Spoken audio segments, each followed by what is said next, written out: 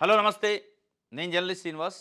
ఈరోజు 'ఆంధ్రజ్యోతి' పేపర్‌లో బ్యానర్ ఐటెమ్‌గా 'జగన్‌ది విద్వేషమే, ప్రజలు బుద్ధి చెప్పినా ఆయన ఆపడం లేదు. నదీ తీరానికి, పర్యావరణ ప్రాంతానికి తేడా తెలియదు. నాగరికతపై అవగాహన లేదు. నదుల వెంట ఉన్న నగరాలన్నీ అభివృద్ధి. లండన్, మాస్కో, ఢిల్లీ, కలకత్తా ఇలాంటివి' అని చెప్పి ఒక వార్తని. అంటే రాజధాని అమరావతి పైన జగన్మోహన్ రెడ్డి మాట్లాడిన మాటల్ని దానికి కౌంటర్‌గా, ఖండనగా 'ఆంధ్రజ్యోతి' ఈరోజు రాసిన కొత్త పలుకులో కూడా జగన్మోహన్ రెడ్డిది మళ్ళీ అదే అమరావతిపై మళ్ళీ అవే కుట్రలు అని చెప్పి రాశారు. చంద్రబాబు నాయుడు గారు కూడా అదే విమర్శించారు. వాస్తవంగా జగన్మోహన్ రెడ్డి గారు మాట్లాడిన మాటలు అంటే రాజధాని పైన అంటే వాస్తవంగా జగన్మోహన్ రెడ్డి గారే కాదు, తెలుగుదేశం పార్టీ కానీ, సో కాల్డ్ ఇప్పుడు చెబుతున్న జర్నలిస్టులు కానీ, మీడియా, తెలుగుదేశం పార్టీని మోస్తున్న మీడియా, వైసీపీని మోస్తున్న media, YCP party, Telugu Desam party ప్రధానంగా రాజధాని చుట్టూ రాజకీయం చేస్తున్నాయి. రాజధాని చుట్టే రాజకీయం చేస్తున్నాయి తప్ప రాజధాని కట్టట్లే. 11 సంవత్సరాలు అయింది రాజధాని ప్రకటించి. దాదాపు 52,000 ఎకరాలు మొదటి దశలో సమీకరించారు. ఇప్పుడు మళ్ళా ఒక 52,000 ఎకరాలు మళ్ళా సమీకరిస్తున్నారు. రాజకీయాలు నడుస్తున్నాయి కానీ రాజకీయం నడవట్లే. అదే రాజకీయాలు నడుస్తున్నాయి కానీ రాజధాని నడవట్లే. దీనికి తెలుగుదేశం పార్టీ మీడియా ఏం చెప్తుందంటే రాజధాని కోసం వాళ్ళే పుట్టినట్టు, వాళ్ళే చేస్తున్నట్టు చెప్తుంది. కానీ చేసేది లేదు కదా. మాటలున్నాయి. మాటలు కోటలు దాటుతున్నాయి, చేతలు గడప దాటట్లే. ఏది మరి రాజధానికి గుర్తింపేది పార్లమెంట్లో? రాజధానిని మొదటి 5 సంవత్సరాల్లో ఎందుకు నిర్మించలేకపోయారు? జగన్మోహన్ రెడ్డి అన్నది ఇప్పుడు ఈ దశలో రాజధాని ఈ స్థాయిలో అభివృద్ధి ఒక చర్చ నడుస్తున్న సందర్భంలో ఇప్పుడు మళ్ళా రాజధాని నదీ గర్భం, రాజధాని అక్కడ కట్టకుండా ఉండాల్సింది గుంటూరు, విజయవాడ మధ్యన అనేది అనటం అనేది అది కరెక్ట్ కాదు. అది సమర్థనీయం కూడా కాదు. క్లారిటీగా ఉండాలి. వైసీపీ పార్టీ మా సిద్ధాంతం ఇది. మేము అమరావతికి వ్యతిరేకం లేదా అమరావతికి అనుకూలమే. కానీ ఇది జరగాలి. అక్కడ జరిగే రైతుల పరిస్థితిని పరిశీలించాలి. రైతుల పరిస్థితిని తొందరగా పరిష్కారం చేయాలి. రాజధాని తొందరగా నిర్మాణం చేయాలి. ఈ 2 చెప్పాలి తప్ప ఈ కుంటి సాకులు, గోడ మీద పిల్లి ఓటాలు, అక్కడ కాదు నది గర్భం ఈ చెప్పొద్దు. ఎట్ ద సేమ్ టైం దాన్ని ఆసరాగా చూపించి జగన్మోహన్ రెడ్డిని బూచిగా చూపించి వైఎస్ఆర్సీపీని బూచిగా చూపించి వాళ్ళు అనే మాటల్ని డైరెక్ట్నో ఇండైరెక్ట్నో జగన్మోహన్ రెడ్డి అమరావతికి వ్యతిరేకమో రాజధానికి వ్యతిరేకమో అని చెప్పే ప్రయత్నం చేస్తూ ఒకవేళ ఆయన వ్యతిరేకం అయ్యి ఉండొచ్చు. మీ స్టాండ్ ఏంటి? మీరు ఎప్పుడు నిర్మిస్తారు అది చెప్పాలి. కానీ కుట్ర జరుగుతుంది, అదే కుట్ర ఆపటానికి ప్రయత్నం చేస్తాడు. జగన్మోహన్ రెడ్డి బయటకు వచ్చి ఇంగ్లీష్ మీడియాతో ఇంగ్లీష్లో మాట్లాడిండు. ఢిల్లీ పెద్దలకు తెలవాలని తెలిస్తే ఏంటి? వాళ్ళు ఢిల్లీ పెద్దలు తెలుస్తుంది. ఆపుతారా జగన్మోహన్ రెడ్డి? 164 స్థానాలతో మీకు అధికారం ఇస్తే దాదాపు ఈరోజు ఎంపీలలో 20కి పైగా ఎంపీలు కూటమికి ఉంటే ఈరోజు ఇక్కడ ఎంపీలు తెలుగుదేశం పార్టీ ఎంపీల అవసరంతోనే అక్కడ ఎన్డీఏ కూటమి ప్రభుత్వం మోడీ ప్రధానమంత్రిగా ఉంటే మీరు ఈ కుంటి సాకులు మీరెందుకు చెబుతున్నారు? జగన్మోహన్ రెడ్డి చెప్పే కుంటి సాకులు గోడ మీద పిల్లివాటాలు అదే ఉన్నాయి. అక్కడ నది గర్భం ఉంది, ఈ గర్భం ఉంది, ఆ గర్భం ఉంది, ఇక్కడ పెడితే బాగు, అక్కడ పెడితే బాగు, ఇది చెప్తుండు. సరే ఎక్కడ పెడితే అసలు మీ స్టాండ్ ఏంటి? ఎక్కడ పెట్టాలనుకుంటున్నారు చెప్పండి. మేము వైజాగ్లో పెట్టదలుచుకున్నాం లేదా 3 రాజధానులు ఆయన చెప్పడు. ఆయనేమో అది చెప్పడు. అధికారంలో ఉన్నోళ్ళు వీళ్ళు క్లారిటీ లేరు. మీరు 2014-19 మధ్యలో ఏం చెప్పారు? ఒక అద్భుతమైన రాజధాని విశ్వనగరం అయింది, 100 సంవత్సరాల ముందు చూపుతో నేను ఏర్పాటు చేస్తాను కాబట్టి ఇంత భూమి అవసరం అవుతుందని ఆ రోజు చెప్పి మళ్ళీ ఆ భూమి సరిపోదు, మున్సిపాలిటీ అయిద్దని మీరు చెప్తున్నారు చంద్రబాబు నాయుడు గారు. ఎంత దారుణమైన పరిస్థితి అంటే ఆంధ్రప్రదేశ్ రాజధాని చుట్టూనే రాజకీయం తిరుగుతుంది. దీంట్లో ఒక వర్గం మీడియా, ఒక వర్గం పార్టీ, ఒక వర్గాన్ని కొమ్ముగాస్తున్న పార్టీలు, ఒక వర్గం ఒక సెక్షన్ ఆఫ్ మీడియా ఈరోజు రాజధానిని ఏదో అద్భుతం చేయబోతుండు చంద్రబాబు నాయుడు గారు, జగన్మోహన్ రెడ్డి ఆపుతుండు అనే ప్రయత్నం, ఒక నెరేషన్ని బిల్డ్ చేసే ప్రయత్నం చేస్తున్నారు. ఆయన చేసే ప్రయత్నం ఏ మేరకు ఫలిస్తుంది? ఆ ఫలించే ప్రయత్నాన్ని నిజంగానే జగన్మోహన్ రెడ్డి అడ్డుకుంటే ఆగుతుందా అంటే అది జగన్మోహన్ రెడ్డి అడ్డుకుంటే ఆగేది కాదు. నిజంగానే చేస్తే దీంట్లోనే కొత్త పలుకులు రాసిండు. ఒట్టి మాటలు కట్టిపెట్టి అమరావతిని తొందరగా నిర్మించే గురిజాడ గారి మాటలను ఉటంకిస్తూ ఒట్టి మాటలు కట్టిపెట్టి అమరావతిని తొందరగా నిర్మాణం చేసే కార్యక్రమం చేయకపోతే మళ్ళీ ఒకసారి జగన్మోహన్ రెడ్డి వస్తే ఇబ్బంది అని. అంటే ఇప్పటిదాకా ఒట్టి మాటలే చెప్పారు. మొదటి 5 సంవత్సరాలు ఇప్పుడు మళ్ళా 2 ఇయర్స్‌గా వస్తుంది. ఈ వట్టి మాటలు గట్టిపెట్టి నిజంగానే రాజధాని నిర్మించండి. ఈ తప్ప జగన్మోహన్ రెడ్డి అదనడు, ఆయన ఆ ప్రకటన చేసిండు, వాళ్ళు చేస్తూనే ఉంటారు చేసేవాళ్ళు. మీ స్టాండ్ ఏందో మీరు ఫాలో కండి, ముందుకు వెళ్ళండి. జగన్మోహన్ రెడ్డి ఏది అన్నప్పటికీ మీకు ఈరోజు మళ్ళా రెండో దశ భూ సమీకరణలో భూములు ఇస్తున్న రైతులు. మొదటి దశలో 52,000 ఎకరాలు భూమిని సమీకరించారు. అయినా మరి రాజధాని ఏది ముందుకు పోతలేదు అనేది. దీనిపైన ఇంగ్లీష్‌లో చెప్పిండు కాబట్టి ఢిల్లీలో ఏం ఇన్‌ఫ్లుయెన్స్ చేస్తారు? ఇయాల జగన్మోహన్ రెడ్డి గారికి ఎంపీలు ఉన్నారా? అక్కడ ఢిల్లీలో ప్రభుత్వం ఆయన ఎంపీల పైన ఆధారపడి ఉందా? లేదా బీజేపీ ఏమన్నా వ్యతిరేకిస్తదని భయమా? ఏది లేదు గదా! కాబట్టి రాజధాని చుట్టూ రాజకీయాలు చేయకుండా, రాజకీయాల కోసం ఒక రా మెటీరియల్ లెక్క రాజధానిని వాడుకోకుండా, రాజధాని నిర్మించే ప్రయత్నం చేయండి. రాజధానికి చట్టబద్ధత తీసుకొచ్చే ప్రయత్నం చేయండి. మళ్ళా జగన్మోహన్ రెడ్డిని బూచిగా చూపించి, మీ వైఫల్యాలను కప్పిపుచ్చుకునే చేసే ప్రయత్నం చేస్తున్నట్టు అనిపిస్తుంది చంద్రబాబు నాయుడు గారి ప్రభుత్వం, ఆయన సమర్థించే మీడియా. ఇక ఆయన వద్దన్నాడు కాబట్టి, ఆయన నదీ గర్భం అన్నాడు కాబట్టి, దీని మీద డైలాగులు నడిపించి చేసే కార్యక్రమం ఉంది తప్ప, ఇప్పుడు నిజంగా ఈ కుమ్ములాటలో, ఈ ప్రయత్నంలో కేంద్రం నుంచి రేపు బడ్జెట్ ప్రవేశపెట్టబోతున్నాం. రాజధానికి మాకు ఏమి ఇస్తున్నారని డిమాండ్ చేసి అడిగే పరిస్థితి లేకుండా, ఇక్కడ ఏదో జగన్మోహన్ రెడ్డి తలా తోకా లేని ఒక మాట అన్నాడు కాబట్టి, ఆ మాటను పట్టుకొని ఇక ఆయన కుట్ర చేస్తున్నా, ఆయన ఇది అన్నాడు, ఆయన ఇది, ఈ టైం పాస్ వ్యవహారాలు చేయకుండా, ఒట్టి మాటలు చెప్పకుండా, గట్టి మాటలు, పనయ్యే మాటలు చెప్పి, ఇప్పుడు పార్లమెంటు సమావేశాల్లో చట్టబద్ధత తీసుకురావాలి. ఇప్పుడు పార్లమెంట్లో ప్రవేశపెట్టే బడ్జెట్లో ఒక 20-30 వేల కోట్ల రూపాయలు అమరావతికి తీసుకురండి. అదే అవుతుంది. 100 జగన్మోహన్ రెడ్డిలో చాపిన ఆగదు అది. కానీ అది చేయట్లే. ఏ కాడికి ఇటు చంద్రబాబు నాయుడు గారికి, తెలుగుదేశం పార్టీకి, దాన్ని సమర్థించే మీడియాకు కూడా అమరావతి అవ్వాలని ఉన్నట్లేదు అనిపిస్తుంది. చేస్తున్నారు హడావుడి, ఆర్భాటం, హంగామా ఏదో చేసినట్టుంది. చివరికి మళ్ళీ మున్సిపాలిటీ అంటాడు. దానిపైన ఏ వార్తాపత్రిక రాయదు.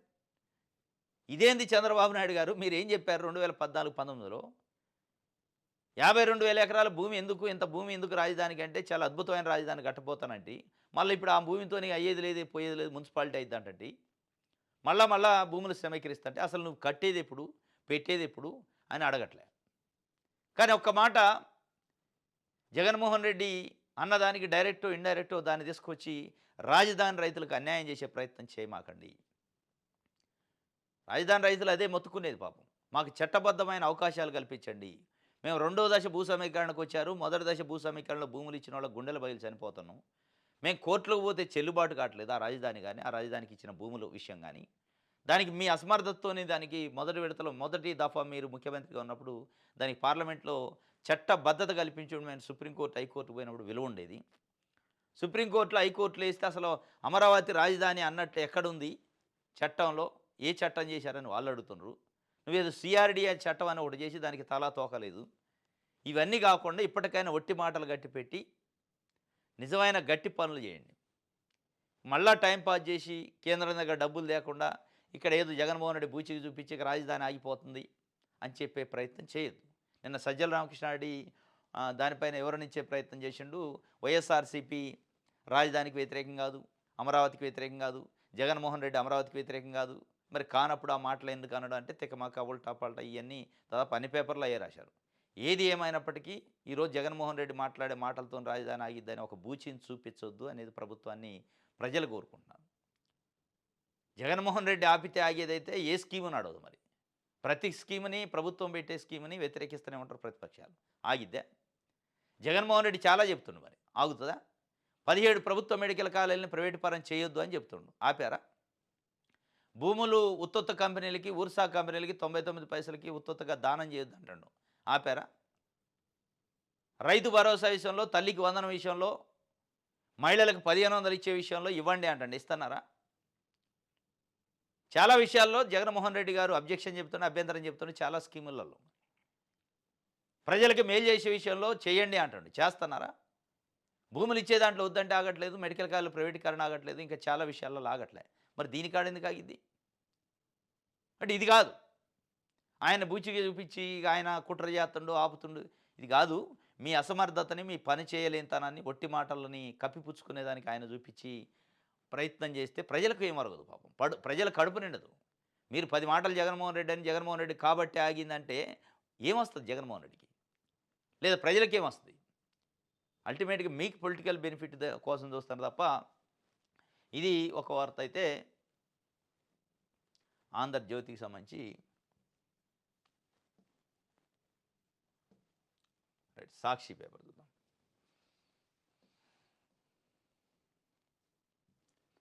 దారి దోపిడీకి పచ్చ జెండా, సంక్రాంతి వేళ ప్రైవేట్ ట్రావెల్స్ కాగడాలు, వాటికి తలాడిస్తున్న చంద్రబాబు ప్రభుత్వం. సరే, దారి దోపిడీకి పచ్చ జెండానా, ఎర్ర జెండానా పక్కన పెడితే, దాంట్లో తెలుగుదేశం పార్టీ, అన్ని పార్టీల నాయకులు ఉన్నారు. ట్రావెల్స్, ప్రైవేటు వెహికల్స్ నడిపేవాళ్ళు. ఒక పచ్చ జెండా అంటే ఇప్పుడు అధికారం ఉంది కాబట్టి కాస్త వాళ్ళు ఎక్కువ ఉండొచ్చు. కానీ సంక్రాంతి పండగ ప్రజలకు పండగ లెక్క లేదు. ఈ దారి దోపిడీ చేసేటోళ్ళకి పండగ లెక్క ఉంది. దారి దోపిడీ మీన్స్ ట్రావెల్స్ పేరుతోనే ప్రైవేటు ట్రావెల్స్ పెట్టి రూ. 500 ఫెయిరు ఆ ఛార్జ్ ఉంటే దాదాపు రూ. 3,000 వసూలు చేస్తాను. ఎల్బీ నగర్ నుంచి ఈరోజు విజయవాడకు వెళ్ళాలని, ఆంధ్రాకి వెళ్ళాలని ఎవరైనా ప్రజలు వస్తే ఒక టికెట్‌కి 2,500 నుంచి రూ. 3,000 వసూలు చేస్తాను. పండగ పేరుతోనే దోపిడీ చేస్తాను. దారి దోపిడీ అంటారు దీన్ని. ఎంత దారుణమైన, ఎంత దుర్భరమైన పరిస్థితులు అంటే ప్రభుత్వాలు ఎట్లా ఉంటాయంటే, వాళ్ళు సింపతి గెయిన్ చేయడానికి ప్రయత్నం చేస్తారు ప్రజల నుంచి తప్ప, అది ఏ ప్రభుత్వం అయినా. ఇప్పుడు 'పుష్ప 2' రిలీజ్ అయింది. 'అఖండ 2' రిలీజ్ అయింది. లేదా నిన్న మొన్న ఇంకేదో ప్రభాస్‌కి సంబంధించిన ఒక సినిమా రిలీజ్ అయింది. రేపు మాపు 12వ తారీఖు చిరంజీవి సినిమా రిలీజ్ కాబోతుంది. 'మనశంకర వరప్రసాద్' ఏదో.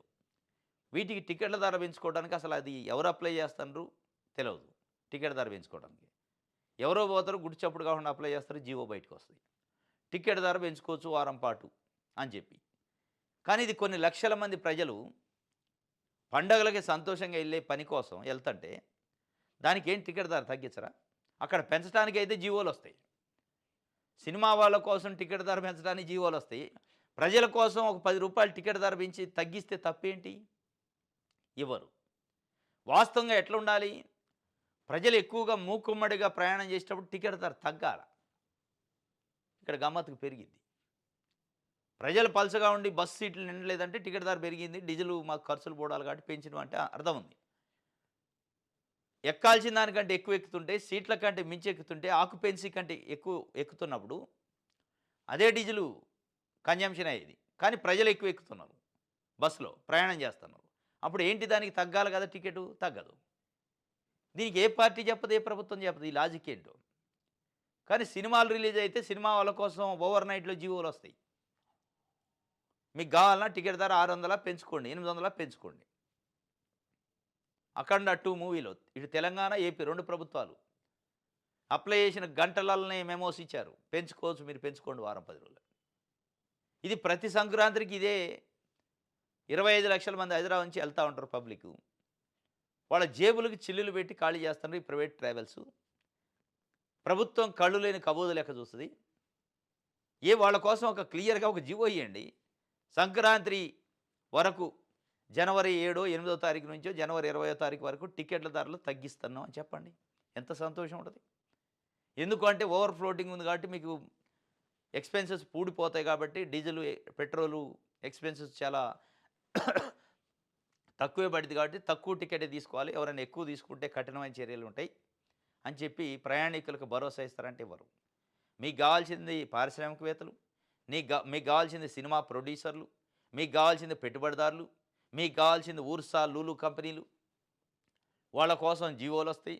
వాళ్ళు ఎక్కడ ధర్నాలు చేయరు, వాళ్ళు ఎక్కడ డిమాండ్ చేయరు. కానీ ప్రజలు అడుగుతున్నారు. ప్రజలు ఆవేదన వెలిబుచ్చితే కూడా రాదు.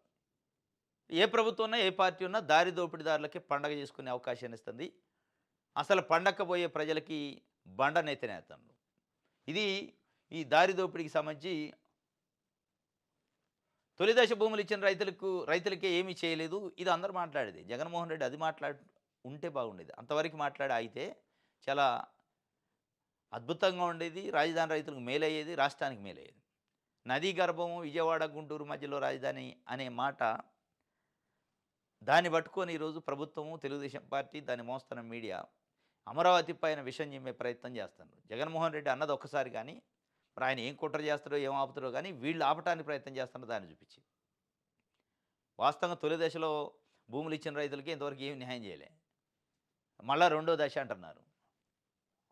అది రైతులే మాట్లాడుకుంటున్నారు. వైఎస్ఆర్‌సీపీయో లేకపోతే జగన్మోహన్ రెడ్డో సజ్జల మాట్లాడే మాటలు కాదు.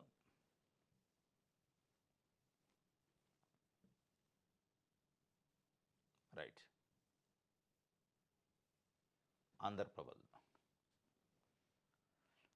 2 రాష్ట్రాలకు జలజగడాలతో నష్టము, కాళేశ్వరానికి లేని అభ్యంతరం మనకచర్లకెందుకు? తెలుగు ప్రజల కోసం పరస్పర సహకరించుకుందాం. నాగరికత తెలిస్తే నదుల గురించి జగన్ మాట్లాడరు. 2 రాష్ట్రాలకు జలజగడాలతో నష్టమే. కరెక్టే. కాళేశ్వరానికి లేని అభ్యంతరం బనకచర్లకెందుకు? బనకచర్లకి ఎందుకంటే అసలు బనకచర్లకి అభ్యంతరం తెలంగాణ ఒక్కటి చెప్పట్లే. ఆంధ్రప్రదేశ్‌లో ఉన్న బుద్ధిజీవులు చెప్తున్నారు. ఇది బనకచర్ల పనికిరాని ప్రాజెక్టు. దీనివల్ల వేల కోట్ల రూపాయలు డబ్బు వృధా అయింది తప్ప ప్రజలకు ఉపయోగపడదు. జలాలు నికర జలాలు లేని, గ్యారంటీ జలాలు లేని దానికోసం ఇన్ని వేల కోట్లు ఖర్చు పెట్టొద్దు. వస్తాయో రావో తెలవని జలాల కోసం అన్ని వేల కోట్ల ఖర్చు దండగా అని చెప్పి ఇప్పటికే ప్రజలు మేధావులు చెప్తున్నారు. తెలంగాణ అభ్యంతరం అనేది పక్క రాష్ట్రంగా అదొక రకమైన. వితిన్ ద ఆంధ్రప్రదేశ్ రాష్ట్రంలోనే చాలామంది బనకచర్లని, నల్లమల సాగర్‌ని వ్యతిరేకిస్తున్నారు. వరద జలాలు, మిగులు జలాలు అనే పేరుతో ప్రాజెక్టులు కట్టరు ఎక్కడా కట్టరు. ఈ వరద జలాలు, మిగులు జలాలతో ప్రాజెక్టులు కడితే ఆ వరద జలాలు రావచ్చు, రాకపోవచ్చు. మిగులు జలాలు రావచ్చు, రాకపోవచ్చు. దాన్ని బేస్ చేసుకొని వేల కోట్ల రూపాయలు డబ్బులు వృధా చేయొద్దని ఇప్పటికే చెప్తున్నాను. నేను కాళేశ్వరానికి అభ్యంతరం చెప్పలేదుగా, బనకచర్లకి ఎట్ట చెప్తానంటే కాళేశ్వరం వేరు. కాళేశ్వరానికి కొన్ని జలాలు ఉన్నాయి, కేటాయింపులు జరిగినాయి. ఆ కేటాయింపుల ప్రకారం దానికి నికరంగా ఇంత వస్తదని ఉంది కాబట్టి వాళ్ళు కట్టుకున్నారు. దానికి నువ్వు అబ్జెక్షన్ చెప్పినా ఆగదు. ఈరోజు మీరు చెప్పే బనకచర్లో, నల్లమల సాగర్‌కో దానికి నిర్దిష్టంగా ఇంత జలాలని ఎక్కడా లేవు. నిర్దిష్టంగా లేని దానికోసం డబ్బులు పెట్టొద్దని ఆంధ్రప్రదేశ్‌లో ఉన్న పబ్లిక్ కూడా చెప్తున్నారు. మీరేదో కుంటి సాకులు చెప్పి జగడాలొద్దు, జలాలు రావాలి. ఎవరు కావాలన్నారు జగడాలు? ఎవరు కావాలనుకోవట్లే. మీరు జగడాలు వద్దు వద్దని చెప్పాల్సినంత ప్రజలకి అంత అవసరం లే. జగడాలు ప్రజలు కోరుకోవట్లే. మీరు కావాలని క్రియేట్ చేస్తూ ఉంటారు. మీరేదో ఒక బడా కాంట్రాక్టర్ ఇచ్చిన మ్యాప్, స్కెచ్ ప్రకారం బనకచర్ల అంటున్నారు. దానికంటే అద్భుతమైనవి కావాల్సినవి ఇంకా చాలా ఉన్నాయి ఆంధ్రప్రదేశ్‌లో. వాటిపైన దృష్టి పెట్టండి. అవసరం లేని దానికోసం అంత తపన పడాల్సిన అవసరం లే. దీని వెనక ఇంటెన్షన్ ఏంటి? బడా కాంట్రాక్టర్ అనేది కదా. మచ్చబోయింది, చుక్క తొలగింది. కానీ భూములు కూడా పోయినాయి దాంతోపాటు. మచ్చబోయిందట. ఇది రాజముద్రతోని పాస్‌బుక్ ఇచ్చారు. రాజముద్రతో భూ హక్కు పత్రాలు చుక్కలు తొలగినాయి. దశాబ్దాల నాటి సమస్యలకు పరిష్కారం. రాష్ట్రంలో దాదాపు 10 లక్షల ఎకరాలకు తొలగిన గ్రహణం. చుక్కల భూములకు విముక్తి. చుక్కల భూములకి విముక్తి వచ్చింది. పట్టాదారు పాస్ పుస్తకాలు రాజముద్రతోని వచ్చినాయి. ఇట్లా వచ్చిందో లేదో మళ్ళీ పారిశ్రామికవేత్తలకు భూములు ఇస్తుంటారు మీరు. అన్ని చోట్ల కాకపోయినా కొన్ని చోట్ల.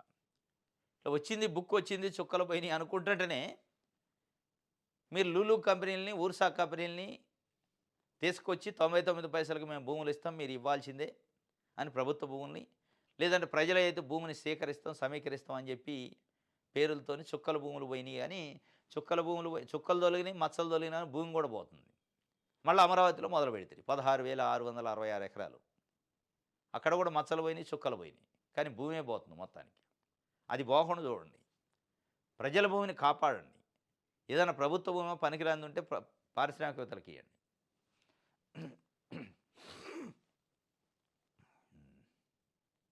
రైట్. ఇది ఆంధ్రప్రభకు సంబంధించి ప్రజాశక్తి చూద్దాం. పండగ వచ్చింది, నగరవాసులు పల్లెబాట కిక్కిరిసిన రైళ్లు, బస్సులు, పలుచోట్ల ట్రాఫిక్ అంతరాయం. వాస్తవంగా ఏ ప్రభుత్వం ఉన్నా పండగ వస్తుందట. మరి ముఖ్యంగా సంక్రాంతి పండుగ అంటే దాదాపు హైదరాబాద్ నుంచి 25 లక్షల మంది వెళ్తారు. అటు ఆంధ్రప్రదేశ్, తెలంగాణ ప్రభుత్వాలు దీంట్లో సఖ్యతగా ఉండాలి. జగడాలు పెట్టుకోకుండా మన పబ్లిక్ 25 లక్షల మంది కాబట్టి బస్ ఛార్జీలు తగ్గిద్దాం. బస్సు టికెట్ ధరలో ఆ 10 రోజులు, 15 రోజుల్లో సంక్రాంతి పండుగ సందర్భంలో తగ్గించాలి. వాస్తవంగా జనం కుప్పలుగా వస్తున్నాడు, ఫేర్ తగ్గాలి. కానీ జనం ఎక్కువైతే మళ్ళీ ఫేర్ పెంచడం ఏంది? ఇదేం దోపిడీ? దీనిపైన ఏ ప్రభుత్వం, ఏ పార్టీ మాట్లాడాలి. డిమాండ్ ఇది. ప్రజలు కోరుకుంటున్నారు పాపం. పండక్కి సంతోషంగా వెళ్ళే పరిస్థితి లేదు, సంతోషంగా వచ్చే పరిస్థితి లేదు. ఒకవైపు రోడ్లలో ఫెసిలిటీ లేదు, ట్రాఫిక్ జాము, టోల్ గేట్ దగ్గర. ఇంకొక వైపు బాధలు. పండగ వచ్చింది కానీ పండగ చేసుకుంటట్లేదు పాపం. సంక్రాంతిలో పీఆర్సీ ఇవ్వాలని చెప్పి యూటీపీ రాష్ట్ర కౌన్సిల్ డిమాండ్ చేసింది. 20 నుంచి ఉద్యమం. సర్కారు స్పందన బట్టి చలో అసెంబ్లీ, టెట్ మినహాయింపు కోరుతూ టీచర్లు ర్యాలీ. సంక్రాంతిలో పీఆర్సీ. ఏ సంక్రాంతి? ఈ సంక్రాంతి. అసలు వాళ్ళు ఆ సోదులనే లేరు. మీ పీఆర్సీఓ, డీఓ, ఐఆర్ గురించి మాట్లాడే పరిస్థితిలో చంద్రబాబు నాయుడు గారు లేరు ఇప్పుడు. మీరు సంక్రాంతి లోపు అంటున్నారు, అయిపోయా సంక్రాంతి వచ్చా. వాళ్ళు ఇచ్చే పరిస్థితులు లేరు. ఉద్యమం చేయటం తప్ప 6 నెలల్లో అమరావతి నుండి క్వాంటం కంప్యూటరు పని ప్రారంభం. 6 నెలల్లో అమరావతి నుండి క్వాంటం కంప్యూటర్ పని ప్రారంభం. క్వాంటం కంప్యూటర్ పని ప్రారంభిద్దురులే గానీ, మీరు మొదటి విడత భూములు ఇచ్చిన రైతులకు పాపం ఆ రిటర్నబుల్ ప్లాట్లు ఎక్కడున్నాయో చూపించండి. చాలామందికి రాలే. 6 నెలల టార్గెట్ దానికి పెట్టుకోండి. వాగుల్లో, వంకల్లో, చెరువుల్లో, కుంటల్లో ఇచ్చారట కొంతమందికి. వాటిని తీసి మంచి దగ్గర ఇయ్యండి. అసలు ఇయ్యనోళ్ళకి ఇయ్యలే ఇంకా.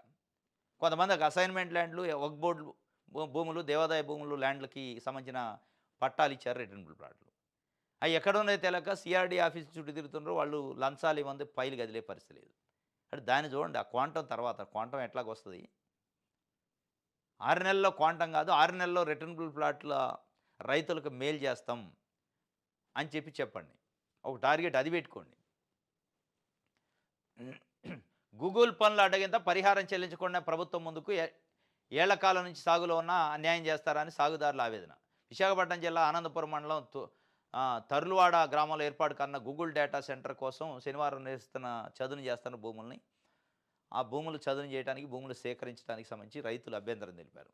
మాకు అసలు కంపెన్సేషను నష్టపరిహారం ఇవ్వకుండా మీరు ముందుకు ఎట్లా పోతారంటే మీకు హక్కు లేదని ప్రభుత్వం వాళ్ళని మోసం చేసే పరిస్థితిలోకి పోయిందట. మీ హక్కు కాదు, అటవీ భూమో ప్రభుత్వ భూమి అని చెప్తున్నారు. వాళ్ళు ఏళ్ల తరబడి దాంట్లో మొక్కలు పెంచుకోను రకరకాలుగా శ్రమ పడుతున్నారు. వాళ్ళు కనీసం న్యాయం చేయాల్సిన అవసరం ఉంది. గూగుల్ డేటా సెంటర్కి అయితే అడ్డగింత జరిగింది నిన్న.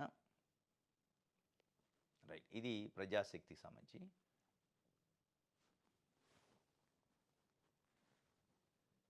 విషయాలు అందరూ రైట్.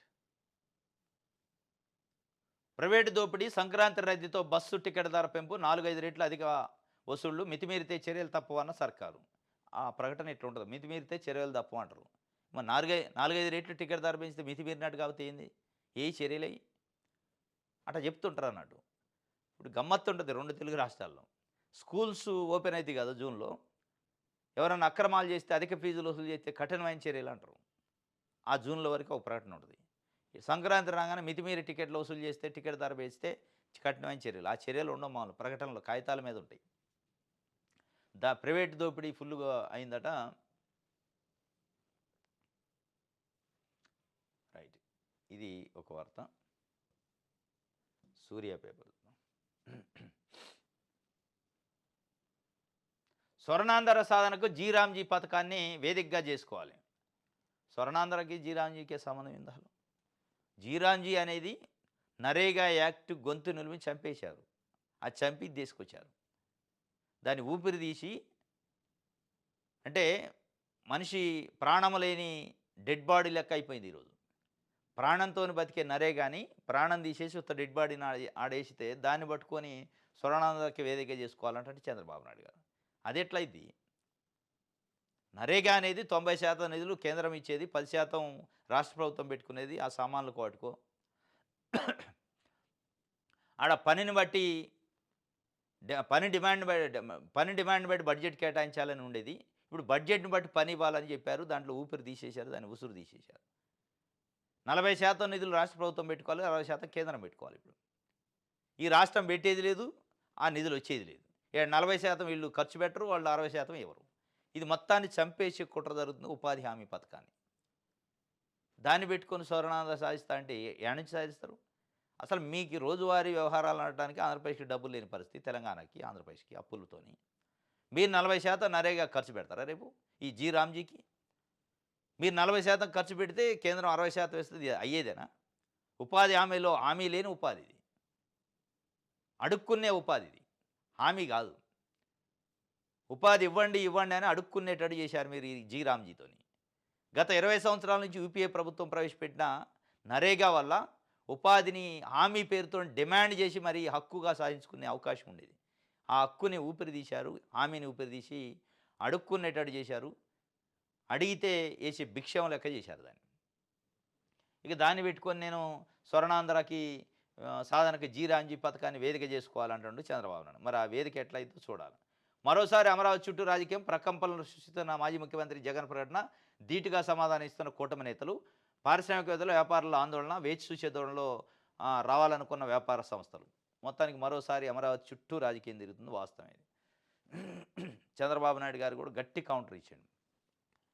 దీంట్లో గట్టి కౌంటర్ ఇస్తాను కానీ అసెంబ్లీలో తెలంగాణ ముఖ్యమంత్రి అసెంబ్లీలో ప్రకటించిన రాయలసీమ ఎత్తిపోతల పథకం నిలుపుదల, ఏకాంత చర్చలో, క్లోజ్డ్ రూమ్ చర్చలపైన ఒక్కసారి కూడా గట్టి కౌంటర్ ఇట్లే, దానిపైన మాట్లాడలే. జగన్మోహన్ రెడ్డి పైన మాట్లాడతాను తప్ప రేవంత్ రెడ్డి పైన మాట్లాడే పరిస్థితి లేదు. ఆ ప్రకటన ఏంటి, ఆయన చేసిన అసెంబ్లీలో ప్రకటనకి నిజమా అబద్ధమా అర్థం ఉందా లేదా అని చెప్పట్లే ఆయన. డొంక తిరుగుడు ఎటు తీసుకొచ్చి జగడాలొద్దు, లొల్లులొద్దు, మనం గొడవలు పడొద్దు ఈ చెప్తుండే తప్ప అసలు ఆయన అన్నదేంటి, మీరు వేసి చెప్పింది ఏంటి అనేది చెప్పట్లే. రైట్, ఇది ఈరోజు న్యూస్ అనాలిసిస్. రేపు తాజా వార్తలతో తిరిగి కలుసుకుందాం. Thank you.